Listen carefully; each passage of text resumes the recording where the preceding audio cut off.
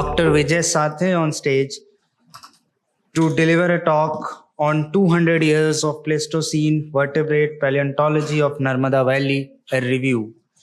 Dr. Vijay Sathe is a vertebrate paleontologist actively engaged in research for the past 4 decades in the field of paleontology, with special reference to prehistoric archaeology covering over 2 million years of history of human and fauna in India. He has been instrumental in examining the microscopic world of mammalian enamel and bones called paleohistology to understand the paleodiets, paleopathology, biomechanics of calcified tissues, and its role in phylogeny and biomechanics. I invite Dr. Vijay Sathe on stage to deliver the talk. Thank you so much. Namaskar, good morning. First of all,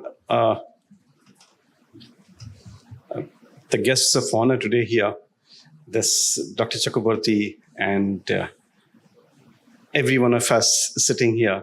I'm thankful that I'm invited here, and the credit goes to Dr. Alok Kanungu and Dr. Vikrant Jainji and Dr. Pranab Mahapatra.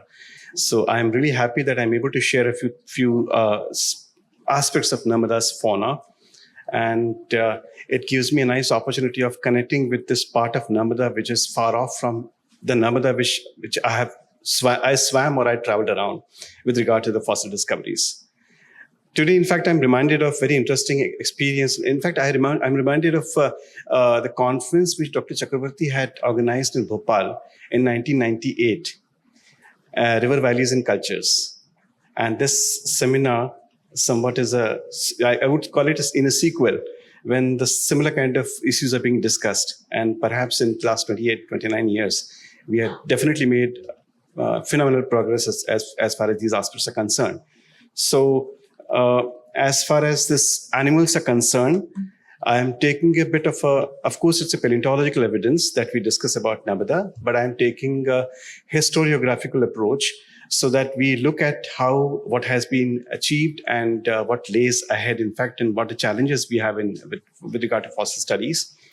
And how this subject, which falls definitely as part of natural heritage. So how natural heritage with regard to public outreach and remembering people, honoring people for their contribution is also equally important for public outreach and awareness of heritage. So with that brief stuff, I go with this published maps of locality maps, which one of them has come from Dr. Chauhan and Patnaik and et al., their publication on the left-hand side, and the right-hand side is the map by Dr. A.P. Khatri, late Dr. A.P. Khatri, whose initial work in 50s and 60s was providing big foundation work for fossil research. But of course, the much of fossils are found in between Narsinghpur and Handia, Hoshangabad. And very recently with Dr. Praveen Sukumaran, we have been able to have a new fossil locality in Bharuch district of Gujarat. So that's how now we know that it's not just upstreams, central Narmada Valley, that we have fossils from, but we also have some interesting collection coming from the district Bharuch, this site called Gowalia. And so this entire thing has got a very interesting history, because what we see here is that the study goes back to 1832 when Spilsbury and Falconer and Prinsep. In fact, James Prinsep was the first person to publish this article in Journal of Asiatic Society of Bengal regarding the discovery of fossils. And that's how we get to know that the fossil discoveries in Narmada, right, beginning from Bhedaghat, going up to Narsinghpur district and other places, is nearly more than in fact, we'll be celebrating 200 years in another 7 years. So it's a major achievement with regard to our understanding of prehistoric fauna of Narmada Valley. Initially, when we look at this collection of fossils and when we see the reports by 19th century, early 19th century geologists, natural historians, we find a lot of work has gone into kind of a fossil hunting. That should not be called so, but yes, fossils collected, reported in Journal of Asiatic Society of Bengal, and much awareness. And finally, the collection went to Calcutta, collection went to Asiatic Society of Bengal, and also later on to Geological Survey of India when it was established in 1851. So, but reference to its exact sedimentary context from where this has been collected. Random selection, random picking up the fossils was quite a common thing in early 19th century, but later on, as we find moving towards middle of 19th century, we have some people like Medlicott or Theobald.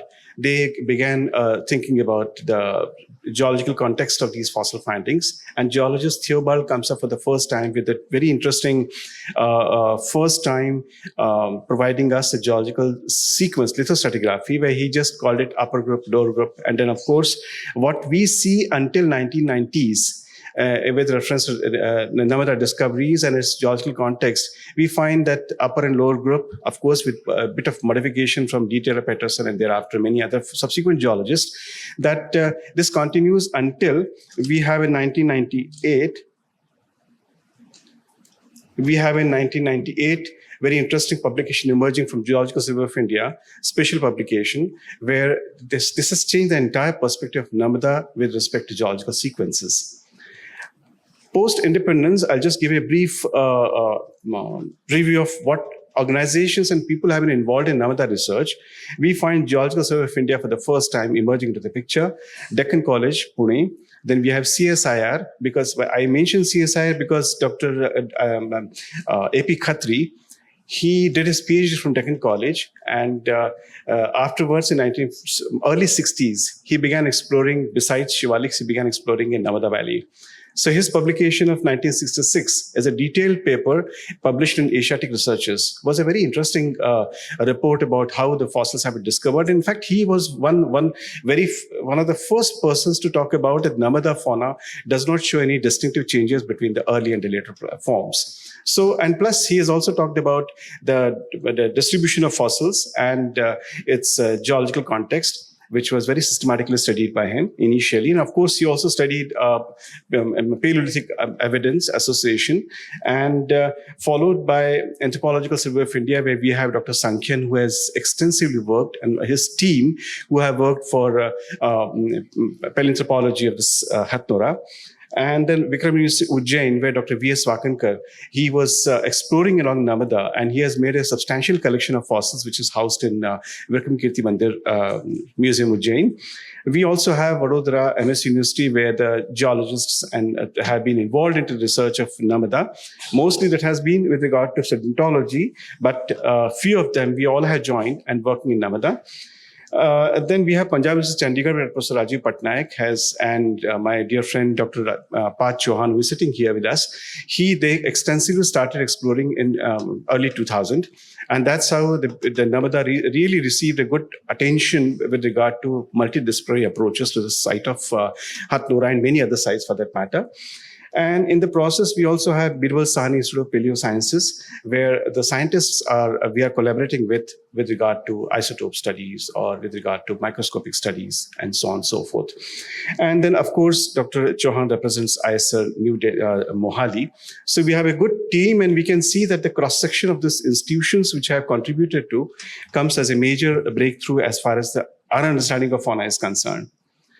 This fossil localities, as I said before, districts of Hoshangabad, Sihor, Kareli, Jabalpur. I'm not very sure whether Kareli has become a district now, but Jabalpur, Narsinghpur are the prominent places, the district areas which have yielded, and along the banks of Shakkar, you can call it Dudi, Hiran, Taba. All these are tributaries besides Narmada proper that they have yielded fossils of. And in, of course, lower Narmada Valley, we have Baruch district, where Dr. Sukumaran had discovered the fossilized remains of deer and others, and also elephant and so on. But here, I just purposely put the whole list of fauna here. And you'll be surprised to know that only next to Shivaliks in Northwest India, in Narmada Valley, which has yielded so far 33 genera. It's not a joke to have such a wonderful cross-section of faunal spectrum at one site in one river valley. We have 38 species and 33 genera, and they include practically all. We have right from primate, a human, of course, what we have from Hathnora, going deep down to fish data. So we have right from fishes to frog to reptilia such as crocodiles and gavialis, and also tortoises. And then we have, for the first time, the only discovery of a Scopes owl humerus, which was made by Dr. Patnaik and published in Paleontological Society of India Journal, 1994. And that is the only discovery. And thereauafter, we have, again, ostrich eggshell, a solitary, which was discovered again during the project undertaken by Dr. Patnaik and Chauhan.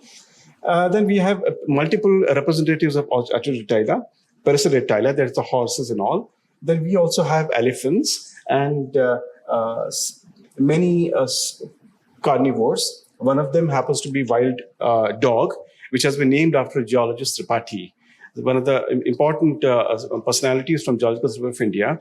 He was instrumental in identifying and, in fact, he was instrumental in conducting a lot of research in Pravara and Godavari and also in Narmada. So after whom, to honor him, this species of a dhole or a wild dog has been named as Kion alpinus Tripathi. And thereafter you have a bear and all. So when we look at this collection, the microvertebrates emerge in a very recent times, just in mid-90s. We were for the first time, Dr. Badam, myself and Dr. Patnaik, we were for the first time able to access and search and find a huge collection of microvertebrates, ranging from different types of rat species, murid species, and also fish and insectivores and so on. And thereafter, in fact, we have also names of late Dr. Bahadur Singh Kotlia from Kumaon University, and also his students and his colleagues. They also discovered a good number of species of rodents. So Narmada has definitely preserved a huge sequence, right from the smallest tiny microvertebrates to the elephants. So it's one of the unique localities only next to Shivaliks. And rightly, this is known as richest faunal zone only next to Shivaliks, which we all know how rich that is. And this comes the second in order of abundance of fossil fauna. Just to have an idea about how Hoshangabad, Talaya, in Narmada, in Narsinghpur district, and you have this the Talaya Ghat of Mahadev Pipariya, the various sites which have been mentioned here. In fact, some of the sites are old, which are referring to collections by A.P. Khatri. But again, as we were also involved in the projects in 80s and 90s and again in 2000, so this entire collection comes up with a very interesting reference study for reconstruction of paleo environment, and also understanding if at all there has been any definite evidence of evolutionary sequences within the genus of elephants or horses, or for that matter, Archaeopteryda. I'm to say the large bovines. So some of them are not from Narmada, but most of them are from Narmada, such as this particular one is from Narmada, which Dr. Chauhan and we had a project and we collected this skull. This again from Narmada, the pig. And these are the micrographs I've just taken just to show that how we are also looking into the microstructure of tooth enamel to understand whether adaptation has gone into in the process of evolution, which has made the incisors very, very tough, that besides, except pebbles, I think they're able to nibble and break everything around, destroy everything around. So what really makes them so strong? So we were trying to study this also. And then we also have the ivory and bigger ivory, that's again from Stegodon, that's from Hoshangabad, this particular ivory. This is again hippopotamus jaw, which Dr. Chauhan and we were exploring, we discovered it.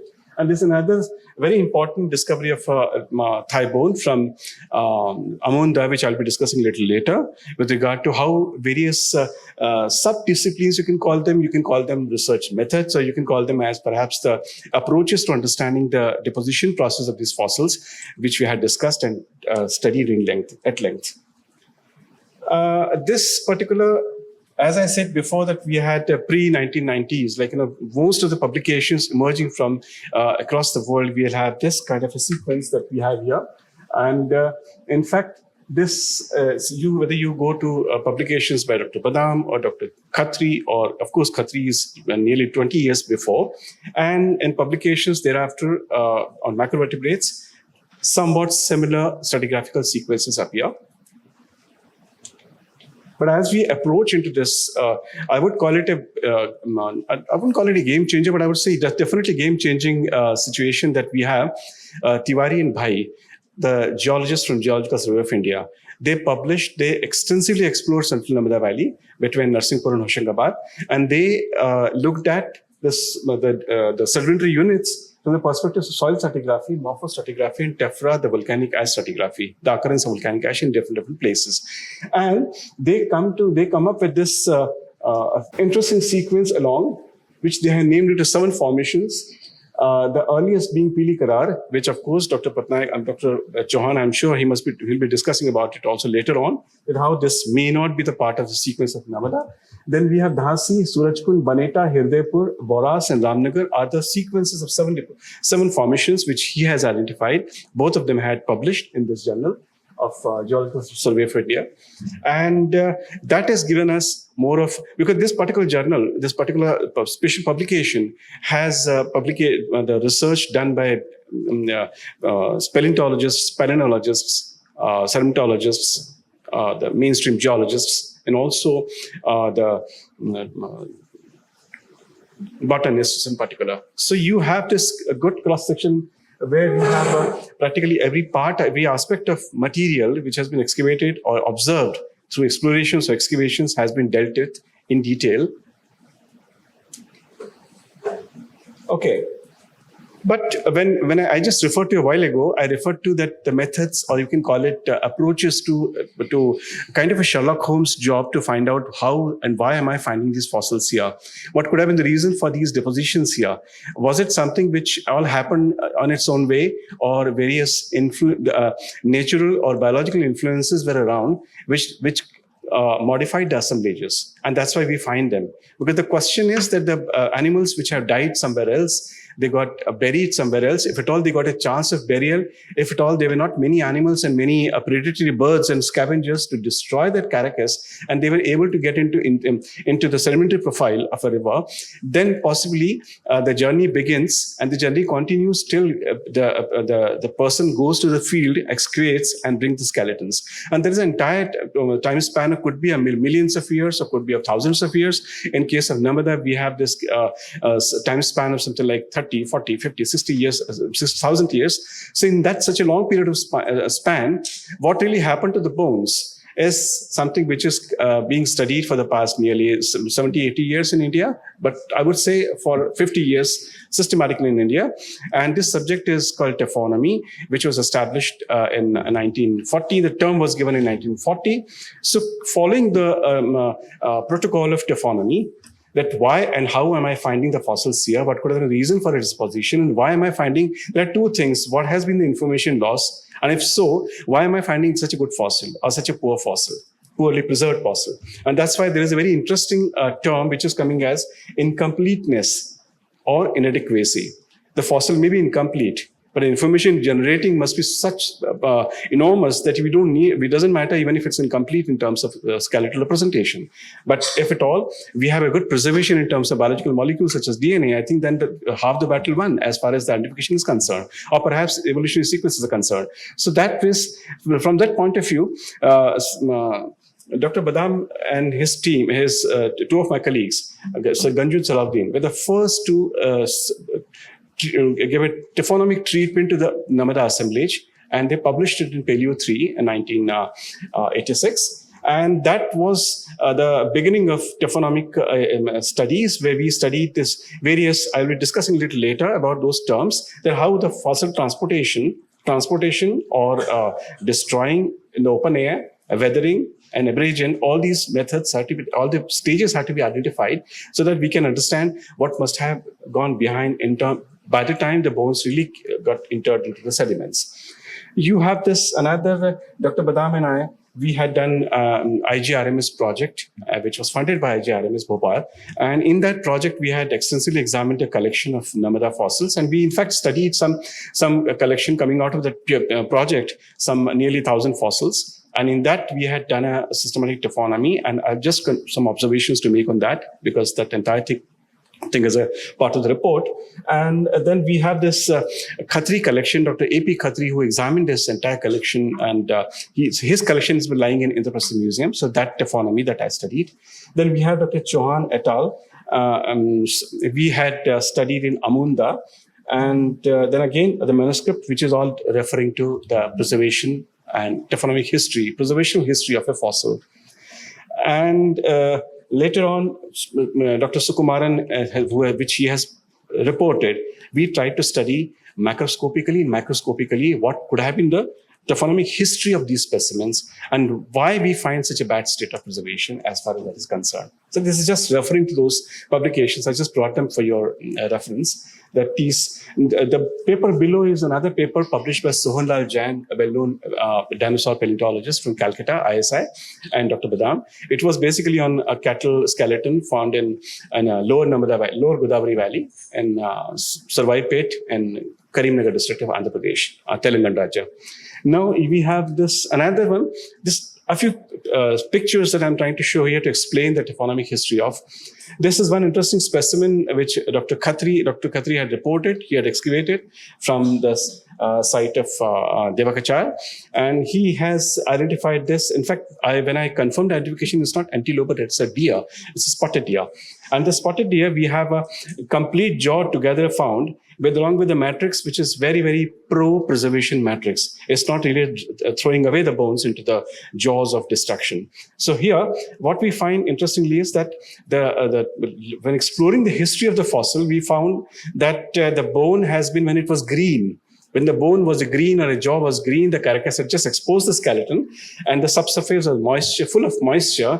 So then because of trampling, the heavy quadrupeds, the bovines, possibly heavy bovines, must have trampled over. And that's the reason that this got pushed into the moist surface. And because it was green, it had a lot of elasticity because of water and organic substances in it. And that's why it didn't break, but like a bamboo, it just twisted and it got buried together. And thereafter, there has been absolutely no destruction. So the preservation is one of the finest in situ preservation that we find here. Such cases are very, very rare.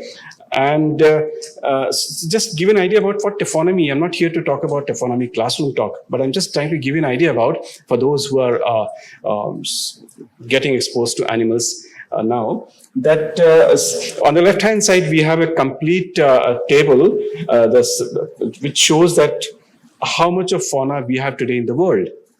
And then the pie diagram tells us about the contribution of mammals, contribution of birds, contribution of arthropods, contribution of various animal groups. That's fine when we are studying in a wildlife sanctuary. But the moment we come into the prehistoric wildlife sanctuary, then things are badly compromised. So from 100 to 10% is the total gain that we have in the process of excavations. So what really happens that we lose, out of 100, we lose 80%. What has really gone with that? Where has it gone? Why it was lost? And are the bones found here are coming from the animals which died in the periphery, which got buried in the periphery, and we're finding the bones, or they're an outcome of long distance transportation through the river processes, fluvial behavior. So these are all things which taphonomy tries to study. So among them, this table I purposely brought here to give an idea about how the life biokinesis to the fossil actually discovered the various stages of destruction.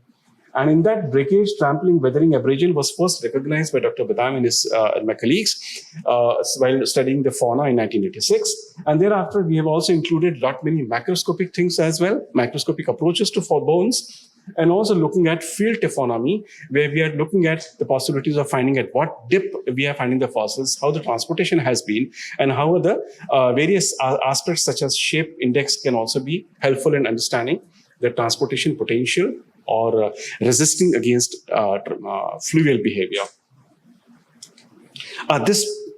This picture is of pioneer Anna Brensmeyer. She is recently been felicitated. She is octogenarian paleontologist. She has done extensive research in shivaliks of Pakistan and India as well as in US. And she has come up with publications which are even today are essential readings for any one of us interested in studying taphonomy. So she is one of the world's renowned characters. I just got a sort of a cartoon on some websites. So I just downloaded here in a lighter vein. Okay, now I come to this site which was discovered by Dr. Chauhan. He will be also discussing about it, I guess. And this site called Amonda at the banks, and it's the Chauhan et al. It's already published in it's one of the conference proceedings, so South Asian Archaeology Proceedings of 2012. And at the conference of Shakkar in Narmada in 2009, there's a phenomenal discovery was made by Dr. Chauhan and Dr. Salim Sheikh. And this, you can see this field photograph, all the photographs he was very kind enough to share with me. So this, you can see here, the entire stretch of fluvial sediments of Amonda, where on the subsurface we find the orbits of stegodon. Now, this animal, which is whose bones are buried here, is a stegodon, not an elephant. It's a primitive elephant, and which has lived for a long time, but perished recently, something like 28,000 years ago. So many dates have been procured now directly on fossils, using AMS dating, and which give us a perfect, precise dating, which conforms to the disappearance of this particular creature, this particular elephant species, primitive elephant species, to 28,000 years BP. So this elephant, then we go further as he excavated, and he started exposing the orbit, and then slowly as he expanded the excavation trenches, he could see local fluvial history with cross-bedded sand. Obviously, this particular, it's got extensive soil, silt and sand, and silt is a very fine silt. So in fact, when we were washing the specimens in Bhopal Museum, we practically collected 2 sacks full of the very fine silt and sand. And that we were looking for ostracods also, if at all there is possibility of finding ostracods, but unfortunately we couldn't find them at all. And then you have, then he also excavated, along with cemented layers of centipetric gravels. He further went up to exposing the skeleton, and it was not just a skeleton, but many other animals also trapped into it. So this, here you have skull of stegodon, elephant, and this is of a subadult stegodon. So the ivory you can see at the same time, it's a male individual, because in elephants, the Indian elephants and Indian, we don't have ivory in females. Then you come to this, how in situ, there has been destruction, but has been happening entirely in situ. There has been no such exterior forces pulling them out and separating them away. So we have in situ breakages here. Then you have the rib cage. Along the rib cage, there are many small and tiny, the medium-sized animals' bones are also trapped here.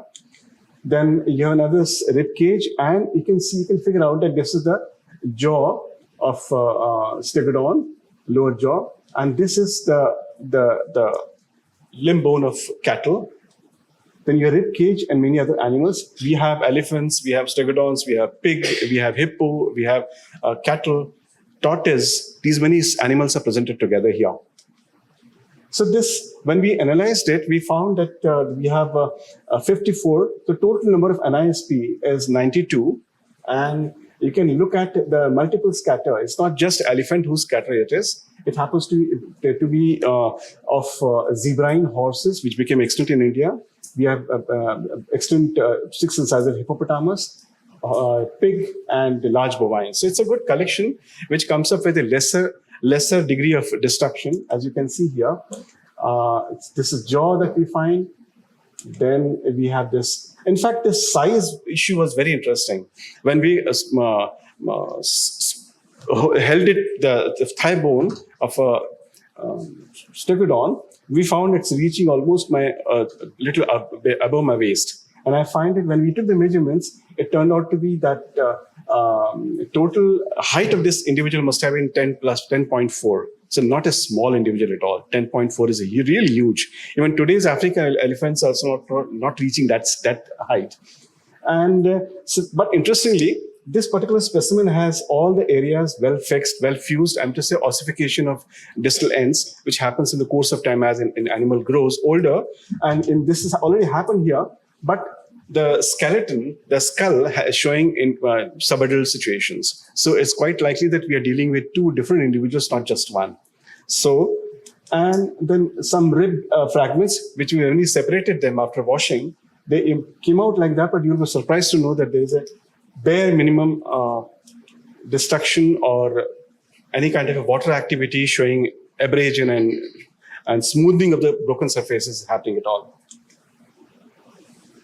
So when we looked at the bullets of Amonda, we find that it's a multi-species scatter. It has a partial skeleton of Stegodon insignis ganesa, and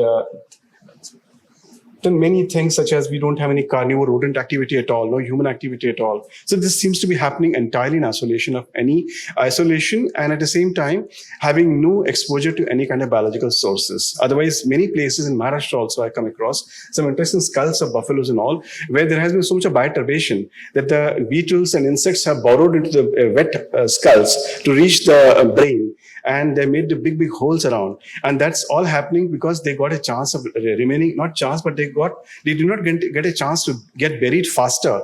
So long exposure under heat and monsoons and cold and all, that has allowed a lot of microorganisms to grow into it. So here, preservation bias and taphonomic history of Narmada collection. This is all emerging from these many years of taphonomy that we have studied so far. These are some of my very important takes upon, such as the population. Interestingly, in the entire collection of Narmada Valley that I have seen in Dr. Chauhan's collection, or in Deccan College, or in Khatri collection, or in other collections, I came across that not more than 1% of younger population. That's a not a very good thing to enjoy about, because more younger population would reflect more stable and more post-fossilization and post-death population is stable one. Here, possibly the younger ones could not survive. They disappeared. That means this entire assemblage, most of the assemblage must be emerging out of long exposure prior to burial.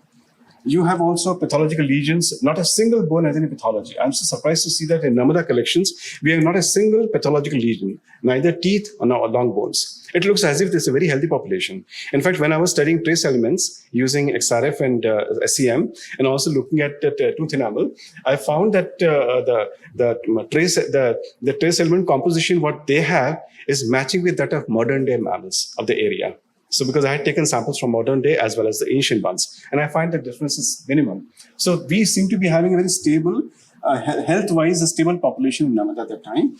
Then human activity absolutely absent, as he will also agree that yes, we are not a single one which we can be sure about it. Yes, it's emerging out of human activity. No carnival activity. Then more than 80% assemblage seems to be transported. So we are dealing with a 20% which has any definite answers for ecological reconstruction. Another interesting part is microvertebrates, which contradict a preservational bias. Because had microvertebrates been flown away, transported away, then I can say, yes, the larger animals also could get transported, why not smaller ones? But these getting trapped into the corners of the sedimentary facies, these rodents have somehow managed to survive in the sediments, and we have a huge collection made by us as well as Dr. Kotlia from Devakachar and surrounding areas. Then, as far as the preservation is concerned, sexual dimorphism or sexing of bones is marred. So that's another issue that when you try to reconstruct the population, both in terms of the sexing as well as aging. Aging, we all know that it's all mostly adult population. Sexing is barely minimum, unless we have an elephant or a deer, that we know that the deer antlers are only for the males, not the females. So like that, those obvious dimorphism things are very clear to us. Otherwise, other places it becomes difficult. Okay, now I come to this very well-known site, Govalia, which Dr. Sukman, in fact, thanks to Praveen that he shared this picture with me for today. So we had this discovery of site where this is exactly discovered from, and he has given a complete stratigraphic profile. And what you see here is the fossils found here. And interestingly, these fossils are really showing very poor preservation with reference to surface. Long duration exposure in sediment in open air, possibly in open air, that a lot of pitting, a lot of dryness, splitting away, which is called stages of weathering in paleontology, that has gone into. And to see really whether we can find any microstructural features in the bones, we took this is of course antlers, cattle jaw, elephant ivory, and this is one tibia of deer. So these are the specimens which we have here so far. But we wanted to check how the preservation-wise, this looks very different from that of Central Narmada Valley.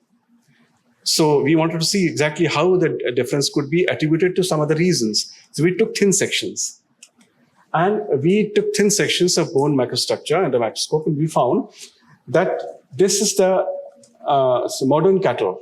In modern cattle, the microstructural features such as osteons, habercell canals, canaliculi, or all sorts of features are very well preserved, and it's because they're coming from modern contexts. But as we move to Kannur caves, they start, opaque structure that we find here. Devakacha and Narmada is still not that bad.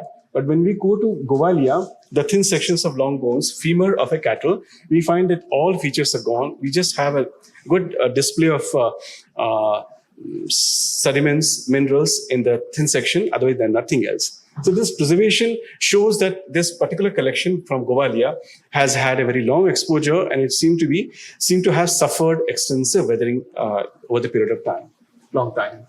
So these are the few features, and this particular index is what always we compare with when we compare the bones. And today, bone histology has become one of the most important methods of research to understand both paleopathology, growth rings, growth of an individual, and also a diet, as well as the preservation in taphonomy. So there are multiple prongs that we have as far as bone histology is concerned. And then we go to another issue of macrovertebrates. When Dr. Patnaik, Dr. Badam and I, we were exploring in Narmada, one fine morning in year 1992, a month of March, we stumbled upon a huge collection of macrovertebrates. And this collection came from this particular site. We have yellow-brown concretion silt, sandy public gravel, and in that lenses, you find in this portion, we have a pocket full of sort of rodent bones. And these bones, when we examine, we found in the microscope that these bones have undergone the gastric acidification. In the sense, they seem to be emerging from pallets of owls. So owls have a habit of swallowing and then throwing away. And the entire pallet has a whole lot of skeletal elements in it.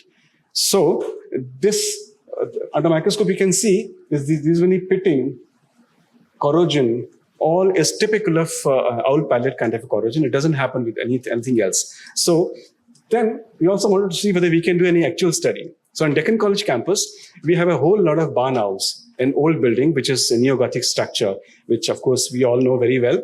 It has all the crevices, where we have this owl population. So what we did was we collected all the owl pallets from Sanskrit Dictionary Department, Old Library Hall, Deccan College Archaeology site, and we started dismantling and opening them.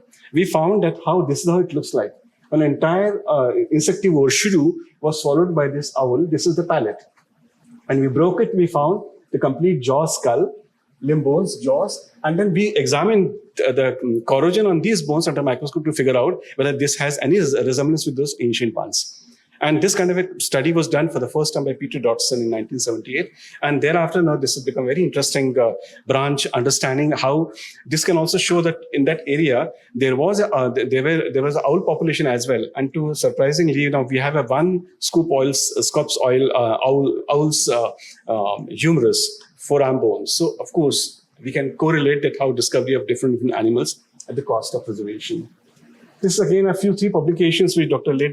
Kotlia had published in the last 7-8 years. And he's again talking about some new fossil moose muridae species, and also talking about Pleistocene ecology, because so far it was all thought that large mammals cover long distances in the course of their lifespan. For example, elephants cover, in a distress situation, elephants can cover 40 kilometers in a day. So how we really reconstruct ecology on the basis of animals which are not reliable indicators of ecology? That was all happening in the past now.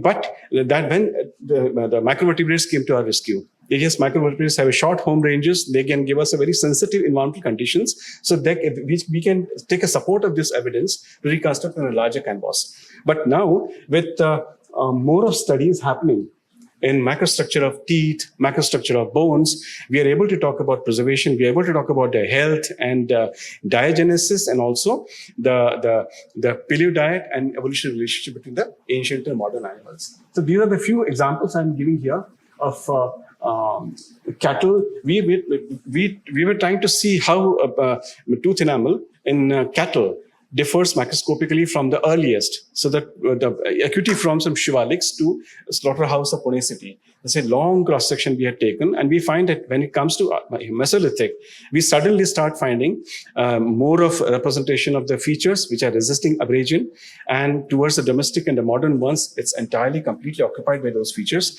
indicating that how diet dictates the adaptive features in the enamel, which is entirely genetically controlled.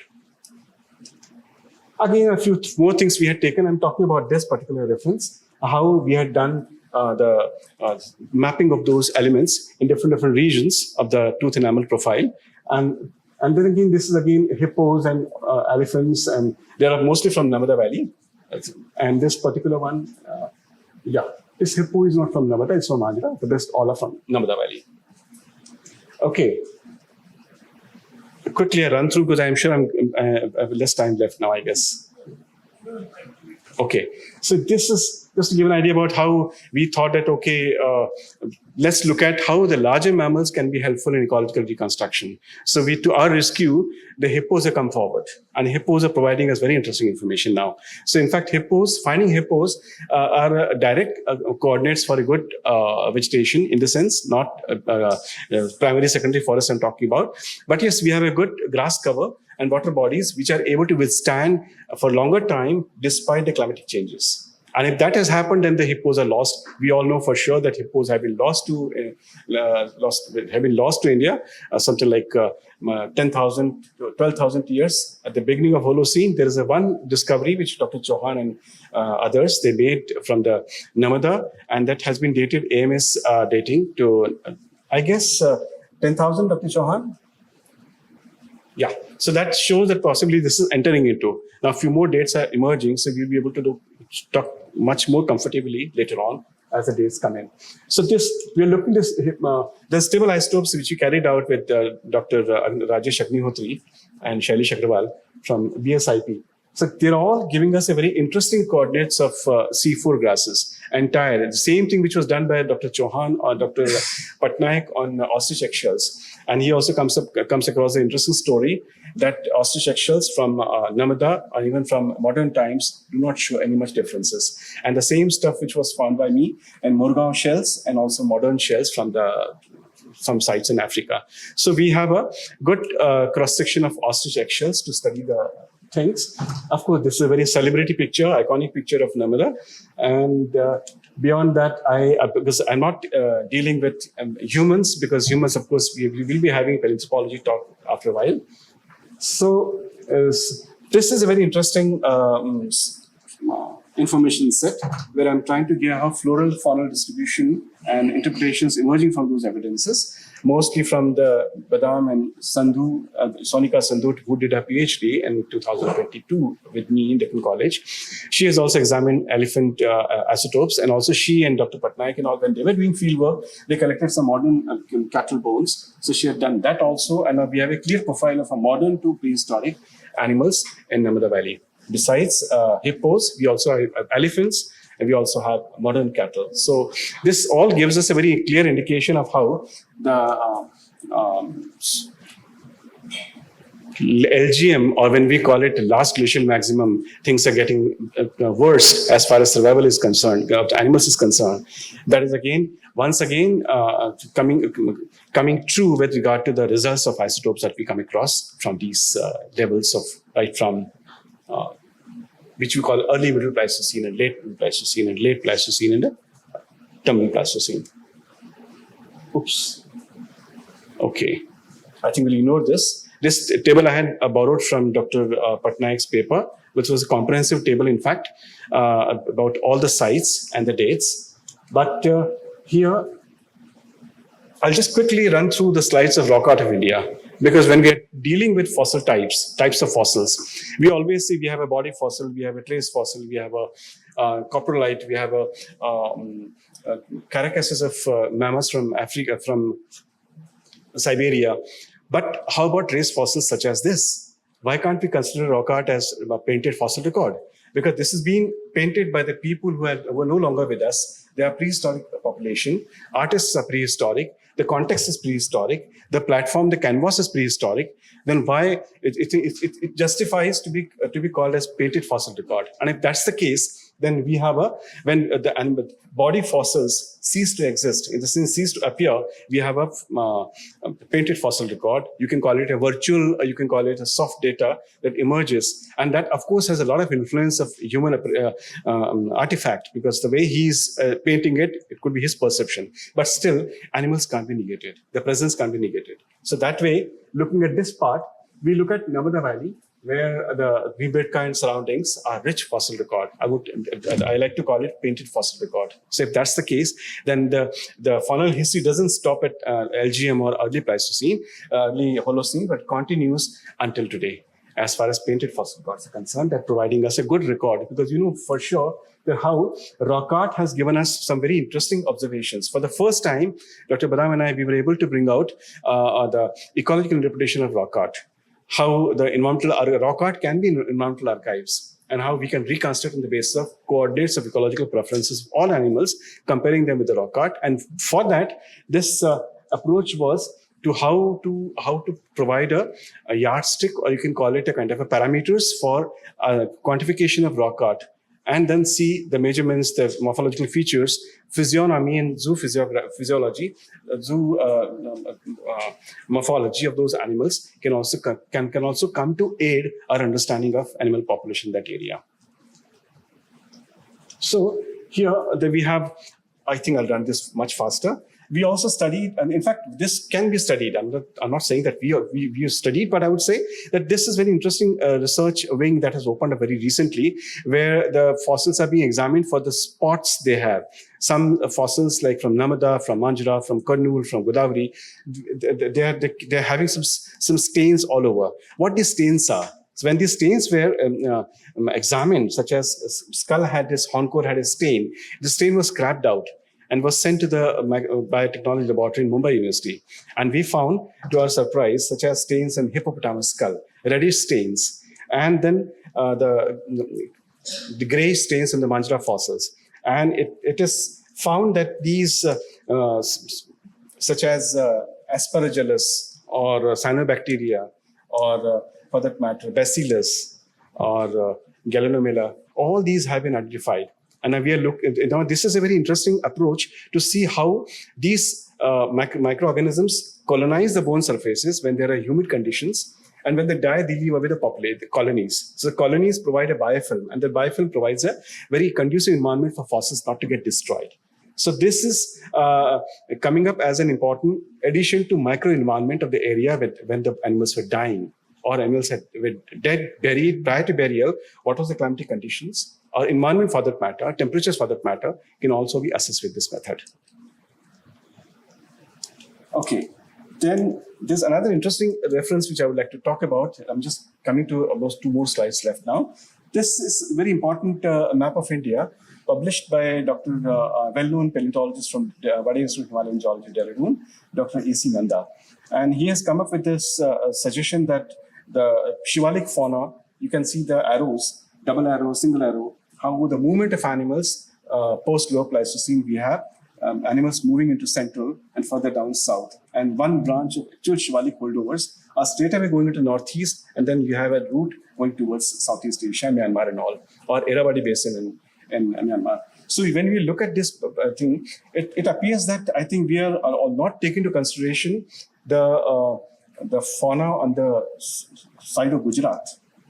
Way back in Miocene and early Pliocene, the research has shown us that Palasava and Bhuj, this entire area is very, very rich, not only in dinosaurian fossils, but also in Miocene collection. We have a huge collection of elephants, cattle, crocodiles, and whatnot, snakes, pythons, all sorts of fauna and flora we have there, which has been discovered from Palasava and Kutch. So there are one more site which I'm not very familiar with pronunciation, Gujarati name, and then Palasava. These 2 names are very important for fossil sites in Gujarat. So isn't this, and then again, when we go further too, you can see the elephants' jaws, primitive elephants such as Moriferium, Gomphotherium are the characteristic elephants which are the recent arrivals from Africa. and they're colonizing this part, and these fossils belong to them.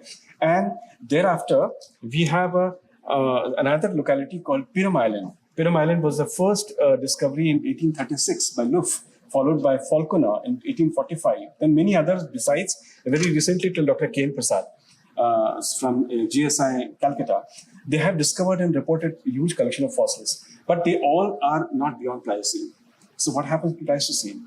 So isn't it possible that instead of considering all the fossils emerging from arriving from animals, prehistoric animals, moving from north to further center to south, why not? It's possible that we also have the good collection of fossils. Should have been there, provided we had a good collection of sediments to preserve them, because after all, sediments are nothing but the archives of preservation of all these lithic as well as fossil collections.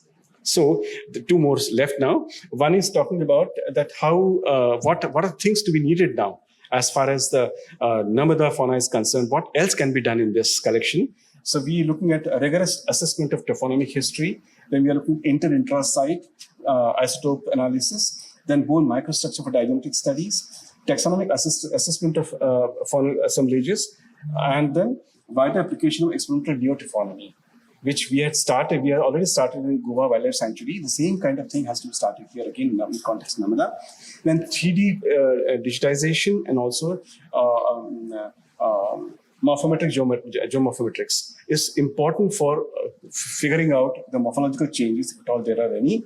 Perhaps that will able to allow us to figure out precise differences, if at all there are. Otherwise, with such simple morphometry, many of the answers still remain unanswered. Then proposal for a Shivalik fossil park. Like we have a Shivalik fossil park in Pleistocene and Pliocene, the Saketi National Park near Chandigarh. Why can't we have one fossil park exclusively dedicated to Narmada fossils in area surrounding between Devakachar, Ratikarar and Baru Reva, and in this area? We can mark out the area not going beyond something like 3 to 4 kilometers, square kilometers like that. And that can be developed into a fossil park, and fossil parks, collection of fossils can come up with a fossil museum in Narsinghpur. District should have its own fossil museum, and that can have all the public outreach programs. Because we have a dinosaur fossil park in Jabalpur, but we have no fossil park for Pleistocene fauna besides Saketi, for mammalian fauna. So why not to have this? So I strongly feel that we all, through on this occasion, on this opportunity, I think we can all come up with a common consensus of coming with a proposal to Government of India that there has to be a national fossil park in this part of India, central India, because there is a total lull after dinosaur. So why should we ignore this rich fossil record, which is only next to Shivaliks? And because there is a rampant sale of fossils. I have myself seen how I was approached by many people selling fossils. I'm talking about some 1995, 94, when they were selling me for 50 rupees. Sahab, 10 rupees mein ek fossil le, mujhe bahut paise ki zarurat hai. So if this is happening, why can't we curtail this? Why can't we stop this? Because the moment we have a fossil national park developed there, we can have any fossils found there can be made accessible to scientists, with the condition that once they're studied, they're sent back to the museum, which is being developed in Narsinghpur. This kind of a proposal, which I have made some points and I've prepared some, maybe in the due course of time, I can show to Dr. Kanungo, and we can all come up with some suggestions to Government of India with regard to that. And lastly, why not we all come together on this occasion to recommend for Padma Shri Puraskar for Dr. Sonakia.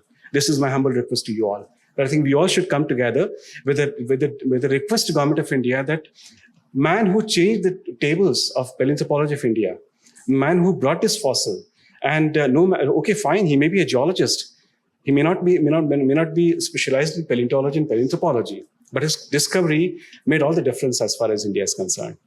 There has been none. Sankhyan's discoveries follow 10 years, 15 years later. So 5th December 1982 is inscribed in golden letters for Indian paleontology. So why not have him also posthumously awarded Padma Puraskar? So this is my sincere request, because he is one person who really deserves this. It's not that we are doing any favor, it's his contribution to Indian paleontology and archaeology. So this is something which we have to, I'm sure you all will agree with me that we should come up with this suggestion to Government of India. Thank you very much.